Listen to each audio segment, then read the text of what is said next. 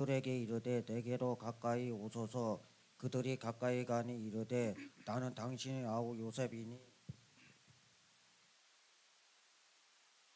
당신들이 애굽에 판 자라. 당신들이 나를 이곳에 팔았다고 해서 근심하지 마소서. 한탄하지 마소서. 하나님이 생명을 구하시려고 나를 당신들보다 먼저 보내셨나이다.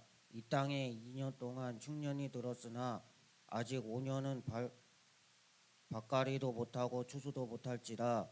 하나님이 큰 구원으로 당신의 생명을 보존하고 당신들의 후손을 세상에 두시려고 나를 당신들보다 먼저 보내셨나니, 그런즉 나를 이리로 보낸 이는 당신들이 아니요 하나님이시라. 하나님이 나를 바로에게 아버지로 삼으시고 그 온 집을 주로 삼으시며 애굽은 온 땅의 치자로 삼으셨나이다. 아멘. 아멘. 할렐루야. 네, 오늘 기도 너무 감사하고요. 하나님의 은혜와 은총과 말씀의 은혜가 여러분들 모두에게 충만하게 임하시기를 축원드립니다. 아멘. 여러분, 모든 것에는 바른 성장과 성숙이 있어야 되는 것이죠. 농부가 밭에 씨앗을 뿌렸는데 그 밭에 씨앗이 자라지 아니하고 열매를 맺지 못하면 1년 농사 어떻게 됩니까? 망치는 거죠. 우리가 키우는 어린 아이가, 우리 자녀들이 몸과 인격이 성장을 해야 되는데 자라지 못한다 그러면은 부모에게 큰 고통이 되어지는 것입니다. 우리들의 신앙도 마찬가지인 것이죠. 우리들의 신앙도 마찬가지입니다. 우리들의 신앙이 성장해야 됩니다.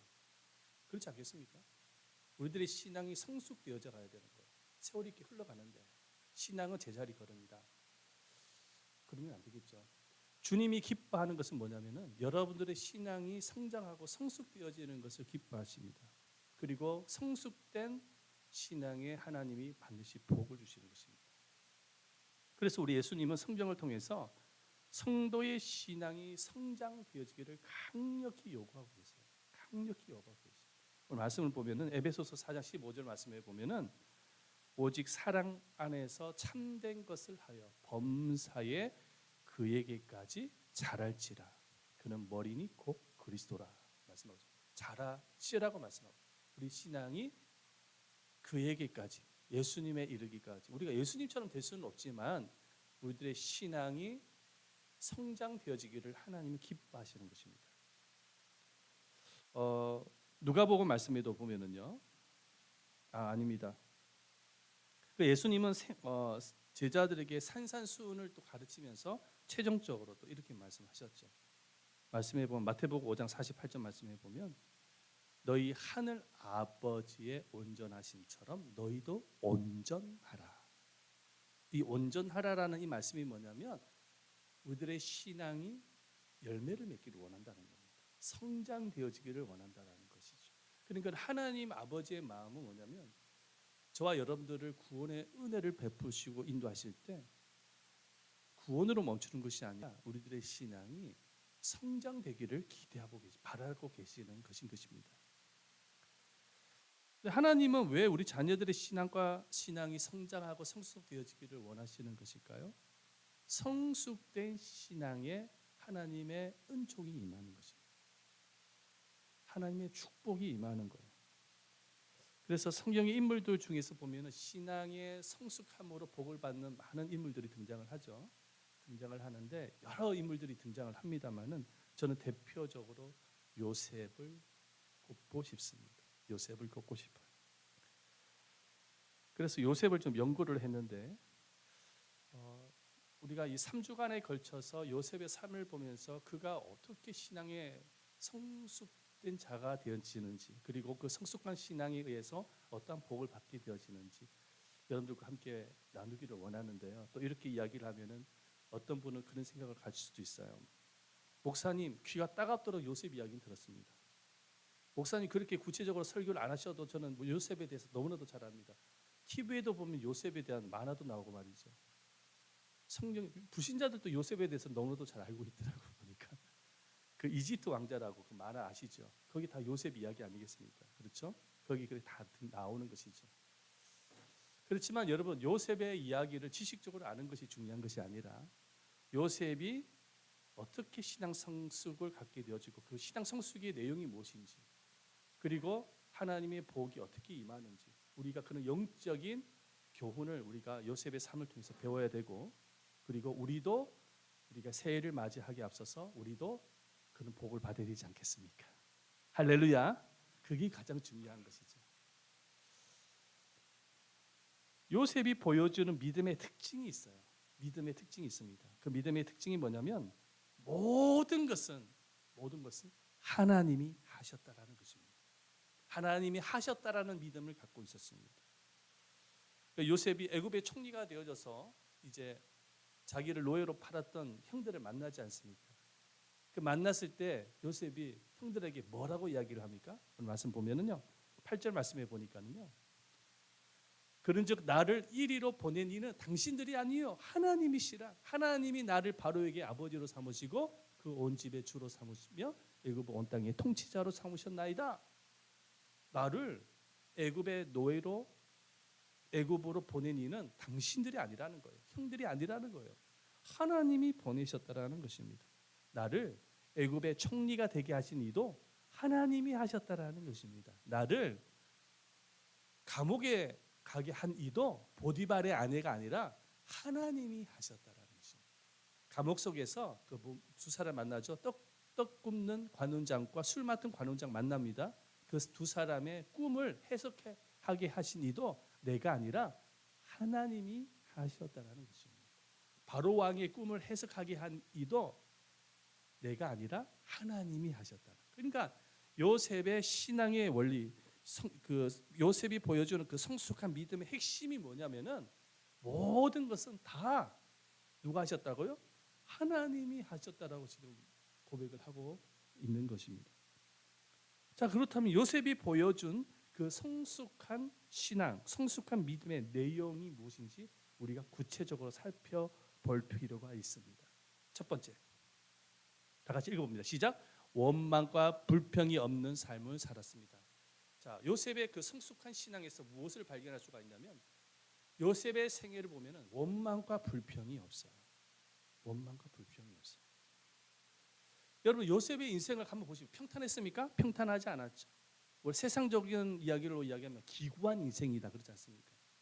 기구한 인생, 엄청난 시련과 고난을 만났습니다. 요셉의 생애를 보면은 요셉의 인생을 송두리째 흔들어 놓는 수많은 사건들이 등장을 합니다. 근데 대표적으로 세 가지, 사람들한테 뒤통수를 맞는 세 가지 사건이 등장을 하죠. 첫 번째, 형들로부터 미움을 받아서 노예로 팔려가는 사건입니다. 애굽의 노예로 팔려가는 것입니다. 여러분, 이건 엄청난 일인 거예요. 한번 상상을 해보시길 바랍니다. 여러분들의 형들이 있어요. 근데 형들이 작당해가지고 여러분들을 저기 새우잡이 어선에 노예로 팔아버린 거야. 예? 그것도 요셉이 10대 때에 팔아버린 것입니다. 여러분, 정상적인 인생을 살 수 있겠습니까? 멘탈이 어떻게 됐습니까? 정신적으로 멘탈이 어떻게 되겠습니까? 미움을 받아서 노예로 팔려간 요셉의 삶을 한번 돌아보시길 바랍니다. 여러분이 요셉이었다고 하면은 정신적으로 온전할 수 있겠냐 말이죠. 두 번째, 보디발 아내의 모함으로 감옥에 들어가잖아요. 그 감옥소가 어디냐? 정치 수용소입니다. 이 정치 수용소의 특징이 뭐냐면 한 번 들어가면 나올 수 없는 감옥입니다. 절망의 끝자락인 것이죠. 그곳에 요셉이 들어갑니다. 세 번째, 뒤통수를 맞는 그 감옥 속에서 누구를 만납니까? 두 관원장을 만나는데 특별히 술 맡은 관원장의 꿈을 해석해서 도와줍니다. 그러면서 요셉이 그 관원장에게 부탁을 하죠. 뭐라고 부탁합니까? 당신이 다시금 복직이 되면 바로 왕 앞에 술 맡은 관원장으로 비서로 복직이 되면 이 억울한 저를 좀 기억해 주십시오. 내가 이 감옥 속에서 나올 수 있도록 기억해 주십시오. 그렇게 부탁을 합니다. 그래가 정말로 요셉의 해석대로 복직이 되어지죠. 그런데 이놈이 어떻게 됩니까? 죄송합니다. 이놈이라 그래가지고 완전히 쌩까고 도망가 버리죠. 쌩까고, 세상적인 말로 쌩까버립니다. 아니, 간쓸게 다 빼가지고 도와줬더니만은 세상적인 말로 이놈이 성공하더니 입 싹 닦아버리고 모른 척하는 거예요. 그런 배신감, 거절감 한번 경험해 보신 적이 있으신가요? 이것이 요셉의 생애에 있어서 가장 크게 뒤통수를 맞는, 사람들로부터 뒤통수를 맞는 세 가지 사건이죠. 여러분, 이런 사건을 한 두 가지 정도 내가 겪게 되어지면은 여러분 정상적으로 생활할 수가 없습니다. 인간이 싫어져요. 사람이 싫어지는 거예요. 사람들한테 뒤통수를 맞게 되어지면 사람이 싫어져. 모든 사람이 나를 뒤통수로 치는 사람으로 여겨요. 그래서 대인기피증이 걸려가지고 사람을 안 만나려고 합니다. 집구석에 처박혀가지고 해인이 돼가지고 말이죠. 나한테 이렇게 만들어 놈, S놈, X놈 그러면서 온갖 욕질을 다하면서 그렇게 인생을 살 것입니다. 온전하지 못한 자신의 정신을 약물이나 술을 통해서 해결하려고 할 것입니다. 그런 인생을 살아가는 인생이 굉장히 많이 있을 것입니다. 그런데 요셉을 연구를 해보면은요, 특징이 있습니다. 어떤 특징이 있냐면 아브라함, 이삭, 야곱과 다른 특징이 있어요. 그 특징이 뭐냐면 요셉의 감정 이야기가 전혀 안 나온다는 거예요. 사람이 사람들로부터 고통을 당하게 되어지면, 억울한 고통을 당한다든지 피해를 받게 되어지면 어떻습니까? 굉장히 마음속에 분노가 올라오기도 하고, 원망이 올라오기도 하고, 불평이 올라오기도 하고, 좌절이 올라오기도 하고 하는 게 사람의 감정 아니겠습니까? 그런데 요셉을 연구해 보면 전혀 그런 감정 이야기가 나오질 않아요.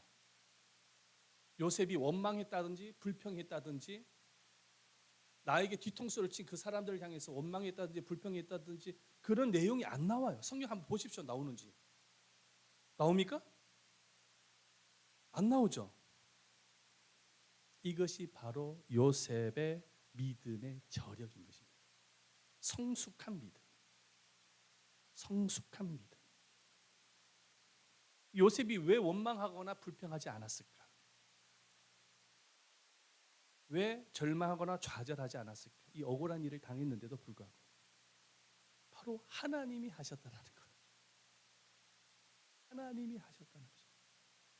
나를 애굽의 노예로 팔아버린 이도 형들이 아니라 하나님이 하셨다라는 거예요. 아까 읽었잖아요, 성경을. 내가 감옥 속에 들어간 것도 보디발의 아내가 아니라 하나님이 하셨다라는 것입니다. 술 맡은 관원장이 자기를 배신하고 말이죠, 쌩깐 거, 죄송합니다, 세상 말로 해가지고 그것도 하나님의 계획 가운데 있다라는 거죠. 모든 것이 다 하나님이 하셨다.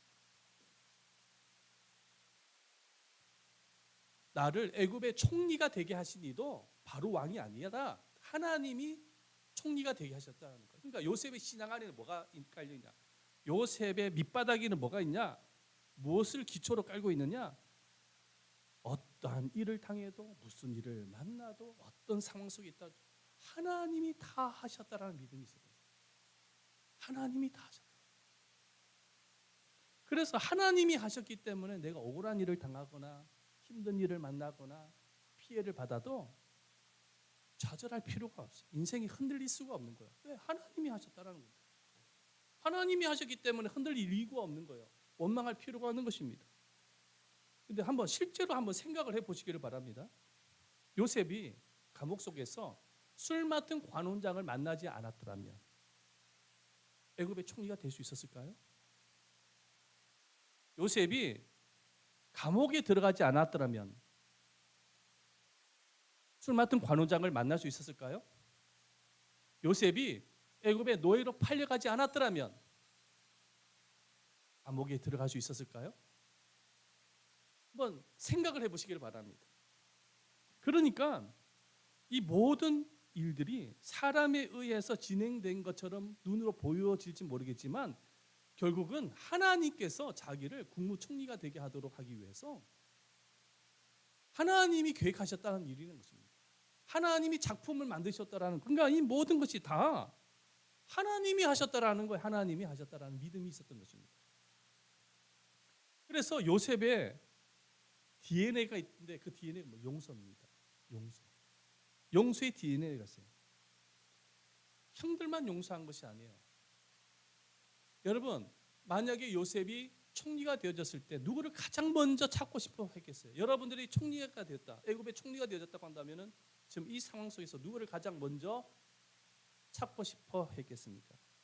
저 같으면은 보디발의 아내, 나를 모함해 가지고 감옥 속에 쳐넣은 그 여자, 나를 괴롭혔던 그 여자를 총리가 되었으면 권력의 힘을 가지고 아마도 어떻게 했겠습니까?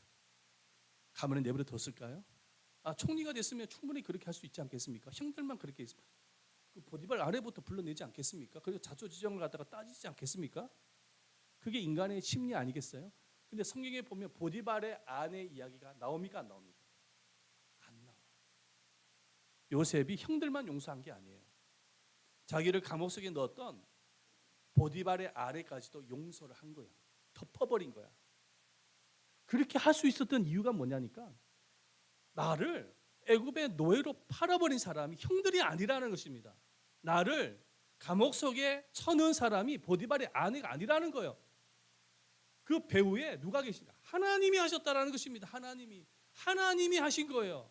나를 국무총리가 되게 했어서 나라를 살리고 민족을 살리고, 그리고 야곱의 가족들을 살리기 위해서 하나님이 나를 총리로 만들기 위해서 하나님이 하셨다는 것입니다. 이 모든 상황. 그래서 야곱의 마음속에 깔린 게 뭐냐면 용서의 DNA인 거예요. 하나님이 하셨는데 그 사람에게 뭐 미워할 필요가 뭐가 있고, 그 사람에게 악독한 마음을 품을 이유가 뭐가 있겠냐. 용서의 DNA가 있었다. 그래서 요셉은 원망하지 않아요. 불평하지 않아요. 원수를 갚으려 하지도 않아요. 용서해버려요. 그게 믿음의 저력인 것입니다.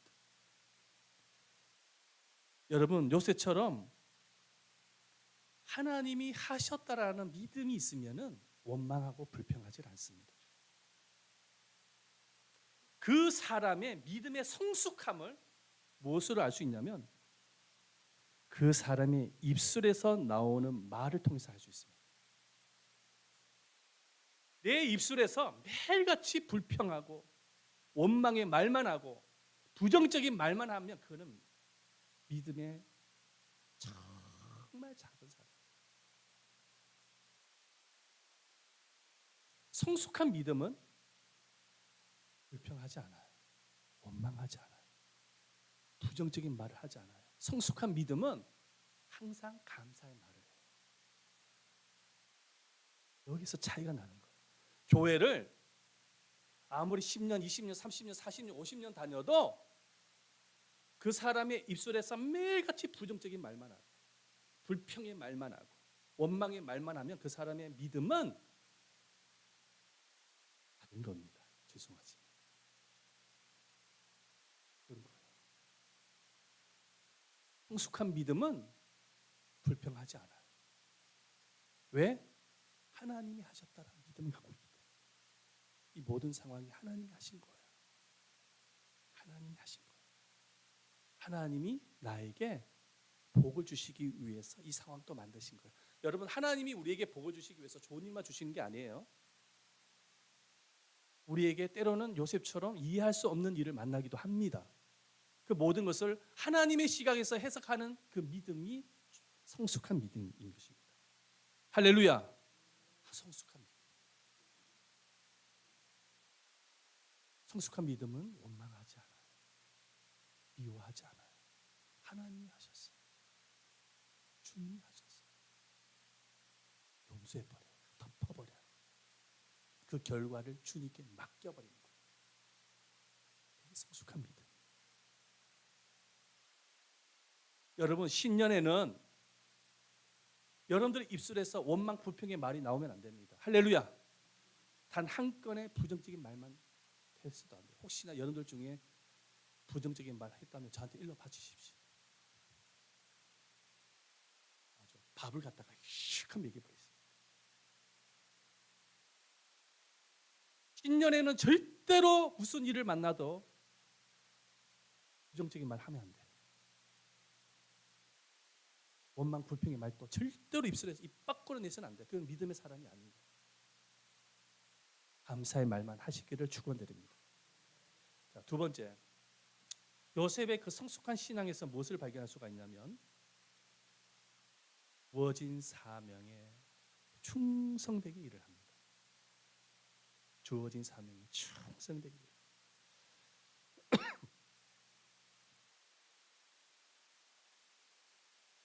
요셉은 형들에 의해서 애굽의 노예로 팔려가잖아요. 노예에게 희망과 소망이 있습니까? 아니, 노예가 열심히 일을 한다고 해서 뭐 월급을 줍니까? 상여금이 나옵니까? 아니면 자유의 몸이 됩니까? 노예가 열심히 일을 해도 노예인 것이죠. 열심히 일을 하지 않아도 노예인 것입니다. 노예는 노예의 길에서 벗어날 수가 없어요. 희망이 없는 것이 노예인 거예요. 그래서 사람들이 말 속에 이런 말을 자주 하죠. 저 사람 노예 근성이 있어. 노예 근성이 있어. 노예 근성이 있다는 말은 어떤 의미냐면은 노예는 열심히 일을 해도 노예고 열심히 일을 하지 않아도 노예이기 때문에 대충 한다라는 거예요. 일은 대충. 노예는요. 그래서 열심히 일을 하지 않아요. 왜? 열심히 해도 뭐 노예고 열심히 하지 않아도 노예인데 뭐 때문에 열심히 일을 합니까? 일하지 말면 비록 노예였지만 최선을 다합니다. 우리 말씀을 볼까요? 창세기 39장 5절과 6절 말씀 다 같이 한번 읽어보도록 하겠습니다. 다 같이 한번 읽어보도록 시작. 그가 요셉에게 자기의 집과 그의 모든 소유물을 주관하게 한 때부터 여호와께서 요셉을 위하여 그 애굽 사람의 집에 복을 내리심으로 여호와의 복이 그의 집과 밭에 있는 모든 소유에 미친지라. 아멘. 요셉이 대충 일을 했습니까? 아니죠. 말씀해 보면은 성실하고 충성되게 일을 한 거예요. 보디발 밑에서 노예의 입장이지. 주인이 제대로 일도 하지 않고 대충 하는 사람에게 중요한 일을 맡길까요? 안 맡기죠.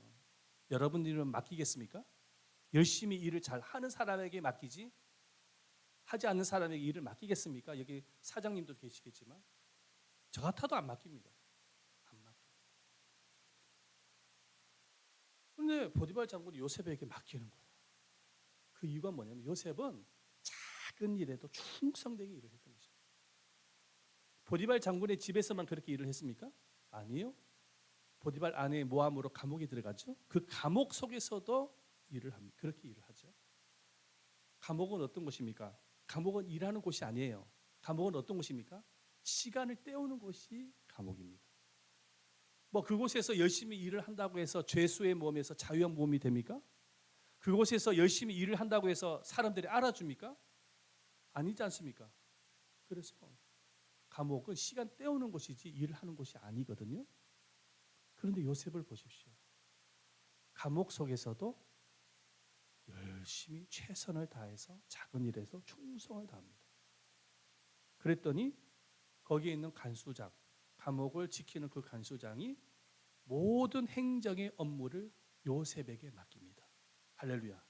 말씀 보십시오. 창세기 39장 22절 말씀입니다. 시작. 간수장이 옥중 죄수를 다 요셉의 손에 맡김으로 그 재반 사물을 요셉이 처리하고 간수장이 죄수에게 일을 맡기는 거예요. 상상해 보시기를 바랍니다. 있을 수 없는 일인데 그렇게 하는 거예요. 그만큼 요셉이 신뢰가 되어졌던 것입니다. 요셉이 이렇게 성실하고 충성되게 일을 하였던 이유가 뭡니까? 보디발 장군의 집에 그 노예로 살았을 때, 죄수의 몸이 되어졌을 때 감옥 속에서 그 환경 속에서 충성되게 일을 할 수 있었던 이유, 그 이유가 뭘까요? 나를 여기로 보내신 분이 하나님이라는 거예요. 하나님이 나를 이곳으로 보내셨다는 것입니다. 대부분의 사람들이 선호하는 일자리가 있습니다. 대부분의 사람들이 선호하는 일자리가 있어요. 선호하는 일자리가 있어요. 그 일자리가 뭐냐면은 여러분 잘 알잖아요. 월급 많이 주는 거. 맞죠? 월급 많이 주는 것. 그다음에 복지 혜택이 좋은 것. 그다음에 그 기업이 좀 튼튼해야 돼요. 안정성이 있어야 돼요. 그 다음에 나를 인정해 주는 것, 이런 것을 선호합니다. 다시 말해서 나에게 보상을 많이 주고 인정을 해주는 직장을 선호합니다. 그래서 요즘 젊은이들이 경쟁률이 몇백 대 1인데도 불구하고 대기업과 공무원으로 가려고 하는 이유가 여기에 있는 것이죠. 왜? 그곳으로 가면 월급이 세니까, 연봉이 세니까, 복지 혜택이 좋으니까 몇백 대 1이라고 할지라도 가려고 합니다. 이렇게 사람들의 심리는 뭐냐면 보상과 인정을 따라서 일을 하려고 합니다. 만약에 나에게 보상과 인정이 주어지지 아니하면 일을 하려 하질 않습니다. 사람들은. 일합니까? 안 하지요. 안 합니다. 제대로 일을 하지 않습니다. 자, 그런데 요셉은 달라요. 요셉은 달라. 요셉에게 있어서는 어디에서 일을 하는가가 중요한 게 아니야. 어디에서 일을 하는 것이 중요한 것이야. 내가 감옥 속에서도 일을 할 수가 있고 보디발 장군의 노예에서도 일을 할 수 있고 궁궐에서도 일을 할 수가 있는데 어디에서 일을 하는 것이 중요한 것이 아니라 하나님이 나를 이곳에 보내셨다라는 거예요. 이게 중요한 거예요. 하나님이 나에게 이 일을 맡기셨다라는 거예요. 그래서 하나님 앞에서 최선을 다한 겁니다. 사람에게 잘 보이기 위해서, 보상을 위해서 일을 한 것이 아니라 하나님을 위해서 일을 한 겁니다. 할렐루야. 그래서 감옥 속에서도 충성되게 일을 할 수 있었던 겁니다. 보디발 장군 집에서도 충성되게 일을 할 수 있었던 것이죠.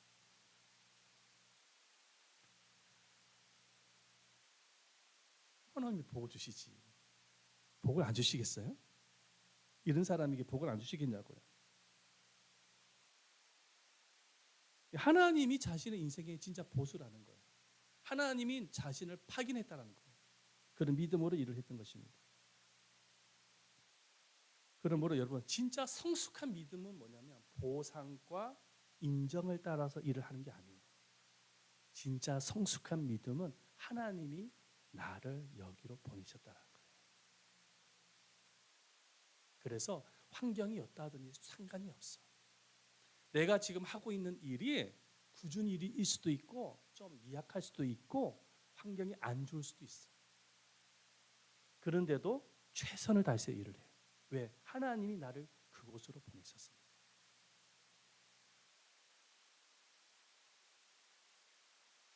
그런 사람이 믿음의 성숙한 사람입니다. 복권 따라가는 게 아니에요. 패턴을 바꿔야 돼. 생각을 바꿔야 되는 것입니다. 할렐루야.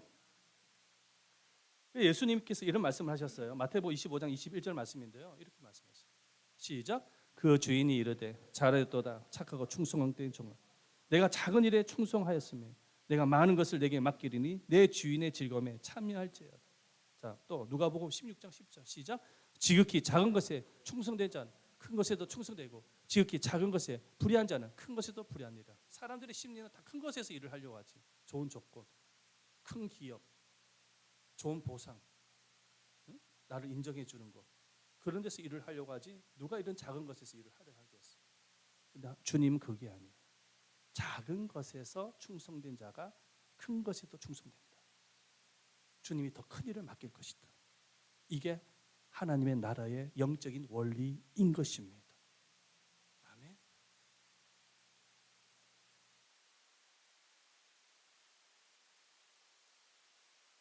여러분 이것은 꼭 직장에서만 국한된 말씀이 아닙니다. 교회 신앙생활에서도 적용을 해야 되는 말씀인 것이죠.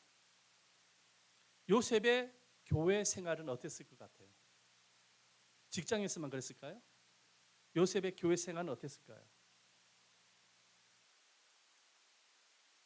뭐 바쁘면 뭐 예배 생활도 다 빠져버리고 막 바쁘면 주일 성수 어겨버리고 11조 생활도 하지도 않고 힘들면은 뭐 봉사 뭐 아유 힘든데 뭐 봉사야 그렇게 신앙생활했을까요?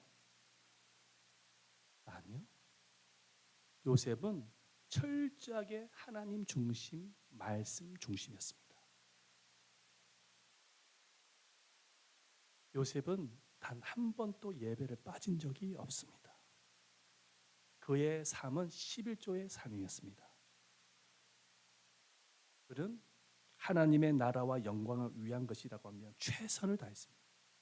그게 성숙한 믿음인 것이죠. 그러므로 본인이 일을 하는 그곳에서도 빛이 났던 거예요. 그래서 요셉의 신앙을 보면서 감동을 받은 사람이 있어요. 누구냐니까 보디발 장군이에요.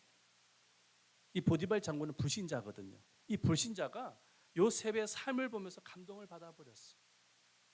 그래서 이렇게 이야기를 합니다. 창세기 39장 3절 말씀 한번 보십시오. 그의 주인이 여호와께서 그와 함께 하심을 보며 또 여호와께서 그의 범사에 형통해 하심을 보았더라. 보며 보았더라. 이 두 단어가 반복해서 말씀하고 있습니다. 그러니까는 불신자 요셉의 신앙을 본 거예요. 요셉의 믿음이 교회에서 열심히 잘 충성하는 것이 성숙한 신앙. 여러분들이 지금 직장에서도 이 직장 굉장히 소중한 하나님께서 우리를 보내신 곳입니다. 하나님이 여러분들에게 맡기신 일인 거예요. 아멘. 그것에서도 최선을 다하는 것입니다. 그래서 한번 따라 보시죠. 직원은 주인처럼 일하라. 따라하십시오. 사원은 사장처럼 일하라. 알바생은 정규직처럼 일하라. 교회 성도는 목사님처럼 순종하고 섬겨라. 할렐루야. 여기 목사는 저만 목사가 아니라 여러분들 모두가 목사예요.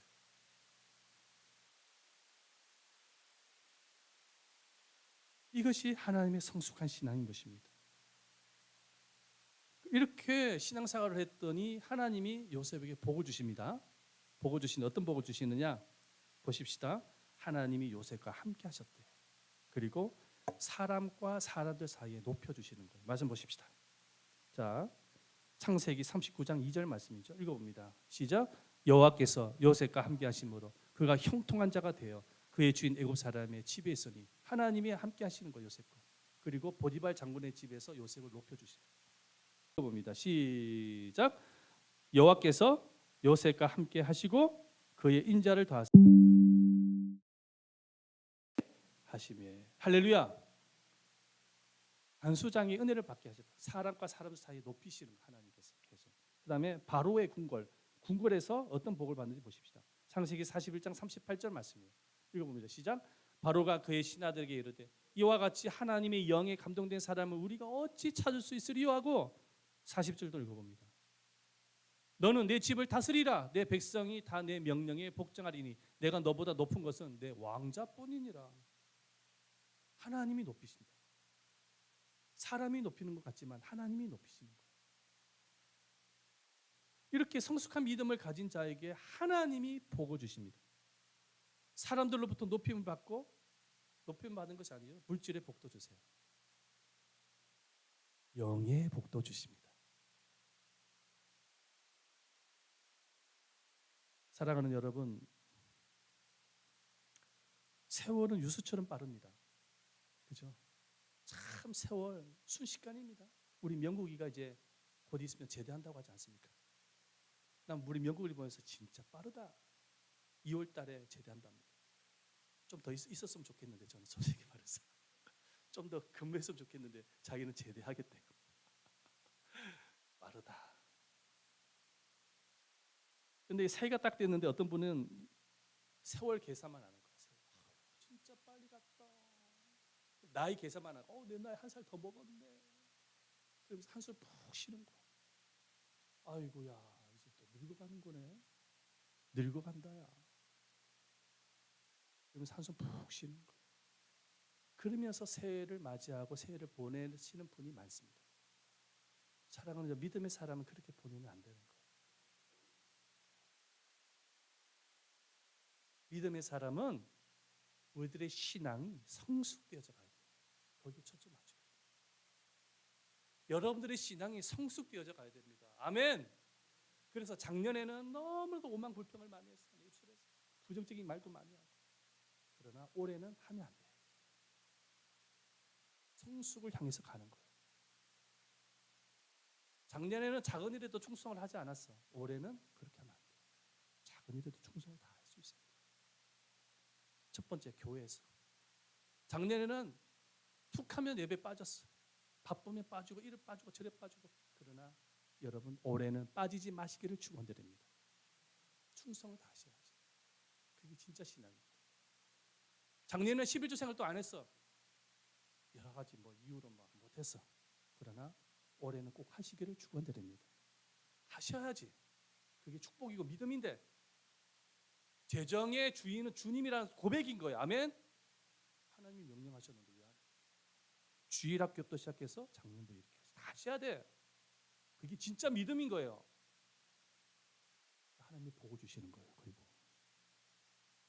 좀 또 이야기하니까 아씨 목사님 또 부담스러운 이야기 하시네. 부담스러우면 안 하면 안 되지. 안 하면 되지. 뭐 하지 마세요. 부담스러우면 인색하거나 억지로 하지 말라고 그랬는데 하나님께서 기쁨과 감사함으로 하는 것이 믿음이지. 그 믿음을 하나님이 귀하게 여기시는 것입니다. 아멘. 안 하시면 되잖아요. 그런 안 해도 하나님 뭐 우리를 사랑하지 않고 그거 아니에요. 구원하지 않고 안 해도 하나님 우리 사랑합니다. 그러나 하나님이 원하시는 진짜 믿음, 성숙한 믿음은 하나님의 믿음이에요. 11조 신앙 가질 수 있도록 기도 많이 하시기를 바라겠습니다. 반드시 복을 주십니다. 작년하시고 보상 보고 일하지 마시고